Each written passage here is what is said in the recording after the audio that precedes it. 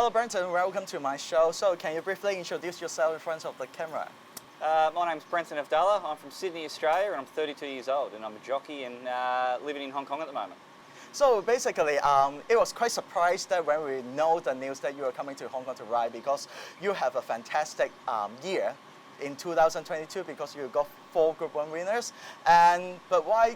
What brings you to Hong Kong? Yeah, look, Hong Kong's always been sort of a goal at some stage. Just wanted to wait sort of when I felt the timing was right. And look, it's obviously winter time in Australia at the moment, so I thought, you know, a Hong Kong summer, as much as it is hot, Yes. I thought it could just be a little break for us. And we took a 11-week gamble to come here, and look, we're thoroughly enjoying it. It's completely different to Australia, but we're loving it at the moment. It's quite interesting that you have quite a few nicknames back in Australia. One is the Gun, and trainer General Ryan's also call you Junior Nash Warrior. So can you tell us where the names come from? Yeah, so Junior Nash was probably when I was a kid, an apprentice. I always idolised Nash. So when I started riding as an apprentice, I used to idolise myself on riding like Nash. And I suppose a lot of the Hong Kong public know how Nash rides. He's very, very strong and Yes. Gets all over him. And then probably the other one, the Gun, was a couple punters over the fence who said, yeah, gun, gun, gun. So that was more when I became probably more of a successful rider.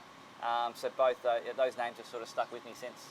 I think it's very important in just like as the name of the Gun, because in punter's eyes, you fight, you try your best in every race. So actually it's very suitable to ride in Hong Kong because everyone knows that Hong Kong is very competitive and easily to just knock down a top class jockey. But I'm sure that you handle it quite well at this stage.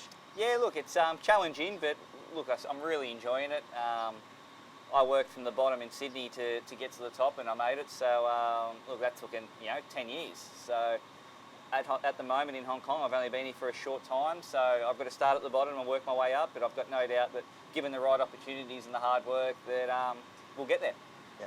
We talk about some of your racing background. So actually, do you have any family members were jockey before? No family sort of in racing. No horse riding. I didn't put a head collar on a horse till I was 15. So I had really no horse experience.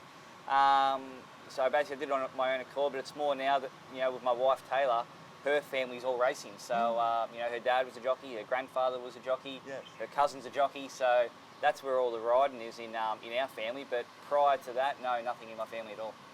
So you start your career in Melbourne and you quickly build up your name as a top class apprentice. And then one day you receive a call from Gateway House, and just like a call that can definitely change your life, that you move your base from Melbourne to Sydney, right? Yeah, so obviously I was apprenticed to Melbourne when I was 15, had my first race ride at 16. It won. I ended up winning the Victorian Apprentice Awards when I was about 17. And then, Gay called me at 18 and I thought it would be a good little move. It was only meant to be 6 weeks, just to go to Sydney and come back, but I was given some really good opportunities, made the most of it, and I relocated there, and it's been 16 years now. Yeah, so I'm sure there's lots of your friends in Sydney that they have experienced riding in Hong Kong. So that's why they think back in 2017, you mentioned in an interview that, riding in Hong Kong would be a dream for you. Can I say now it's a dream come true? Yeah, it is. Obviously, I've been here once previously on international meet and didn't have any luck, but for a contract, it's always been the goal. I still remember the days of as a kid growing up, and you're watching all those, big racing in Hong Kong, Viva Pataka and all that sort of stuff. You watch all that racing, and then as you start riding, and a lot of your friends, I remember I was apprentice sort of with Tommy Berry and those riders who were coming to Hong Kong and being successful. So now Hugh Bowman, I've been Huey and I, we fought the premiership out for 2 seasons in a row. So it's just a lot of riders in Sydney and a lot of riders in Australia can come to Hong Kong and be successful, and it's always on every jockey's bucket list to be here, so it's an honour to be here. As a kid, you mentioned that you love to watch the races and hope to just like to find Kingston Town or Manicato. So in your amazing career so far, have you found any horses like that? The best horse I've probably ridden is Chautauqua. Yeah. So obviously everyone knows in Hong Kong what Chautauqua did here in the Group 1 sprint coming from well back, but he's probably been the best horse I've ridden, but I'm still looking for my champion horse. Yes. So can you tell us what's the most memorable victory so far? Is it the Victorian Oaks back in Melbourne? Probably, I'd say the Victorian Oaks would be the highlight. Two golden slippers though, there, Yeah. you know, we call them on the Grand Slams in Australia. So you've got the Golden Slipper, the Caulfield Cup, Melbourne Cup and Cox Plate, and that's our Grand Slam. So to be winning two races, you know, two golden slippers, they're probably two of the biggest thrills as well. So how important to win the Sydney Championship in 2017? Yeah, that was really important for me. The year before, I was run down. Huey actually ran me down, so it hurt a little bit. But every jockey wants to be a champion jockey in their jurisdiction, and for me, being based in Sydney, yeah, everyone wanted to be champion jockey in Sydney. So for me to be the champion jockey in Sydney was it just shows you to be, you know, you've obviously ridden the most winners for the season, but you've been consistent all season, which Yes. is, I think, a massive thing to do, and was definitely something they can't take back from me. And if you look at the honour roll, there's some champion jockeys that are on that list, you know. So very proud to be on that list. I would say that for the younger generation or the youth, if they would like to become a jockey, you are quite a good role model for them because you work from the bottom, and even when you're winning the championship, you're not just like the big name jockey. They work with they united with the big stables. Yep. You ride for everyone, and you're so hardworking to ride everywhere to get the championship. So it's more important. Yeah, it felt, like I said, it felt really good because. And I felt like I achieved a lot more because a lot of the times, the champion jockey in Sydney is riding for the number one stable. Yeah. You know, they're usually stable rider for the number one stable. So if you go back all the years when Huey won it, he was usually number one at, Chris Waller's. When Nash Rawiller won it and Blake Shin, they were number one at Gay Waterhouse, who was the leading trainer. And now James McDonald, he's been the champion jockey a number of times in Sydney, but he's got the pick of the rides. So for me, I was never the number one for a big stable. I had the backing of Team Hawks. But I didn't get the number one rides from every stable, so to get the job done like that was a big thrill. Yes. So as a sports person or as a human, that we always face some ups and downs. So in your interview, that you mentioned you have more just like ups more than downs. So can you just like tell us how to handle the stress and criticism from others? Look, I find that I love what I do. So at the end of the day, you might not get the results and it's frustrating, but I've always told you just keep working hard and keep turning up, and you never know what's around the corner. Sometimes when things aren't going well, you might drag your feet and that, but you turn up and do your job the next day and you might end up lucky. So I just take one day at a time. Look, I love spending time with my family. That's my way of sort of, I hate to bring work back home. Yeah. So if I've had a bad day at the races, so if I've had a bad day at Sha Tin, I'll leave that at Sha Tin, and I'll walk home, and as soon as I open the door and see the kids, that's what everything's about. So, excuse me. That's just what I try and think. Stay positive, because when you're positive, I find things happen. When you're negative, things don't happen. Yes. So in 2021, actually is a quite nightmare year for you because you had a fall and they were sidelined for 6 months, and there's a time that you just like call dark time for you, that you have a lot of negativity, but how do you just like go through? And I know that Greyhound, you're the owner of some Greyhounds, that the winning feeling of winning a Greyhound that helped you as well. Yeah, so when I had that fall in August 21, it was the start of our carnival. I had some really good horses lined up for the carnival, and had that bad fall. I fractured my neck, so I broke my neck in 2 places. I had a bleed on my brain, so I was in a pretty bad way for a little bit. I'd say halfway through my injury, I hadn't even thought about making a return back to riding. It could have been the end there, so I wasn't really sure. But 4 months in, I think it would have been 4 months in, about November, we had the birth of our daughter, Bella. And when that happened, it just sort of gave me a bit more life.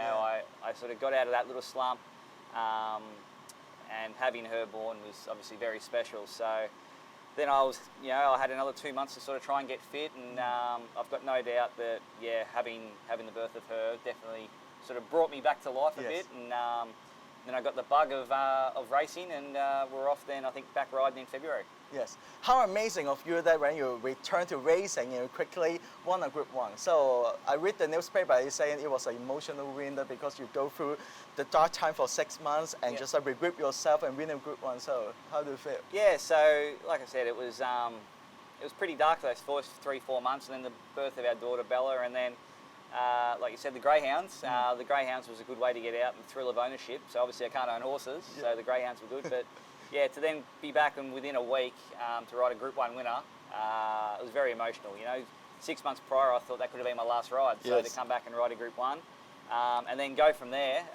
You know, like you said, 4 Group 1s for the next few months. Was a big few months to return. I think you're very good with girls. Ladies, because you have a lot of successful story with the mares. So, and then after Hinstead, you encounter Fireburn that won you the 2nd Golden Slipper, and also just like she was the champion 2-year-old, right?